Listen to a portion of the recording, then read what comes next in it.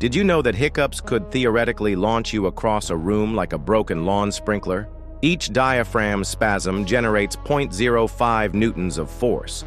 Normally, your body weight absorbs this, but during stress, like a job interview, your muscles tense into a rigid human catapult. Newton's third law states every action has an equal and opposite reaction.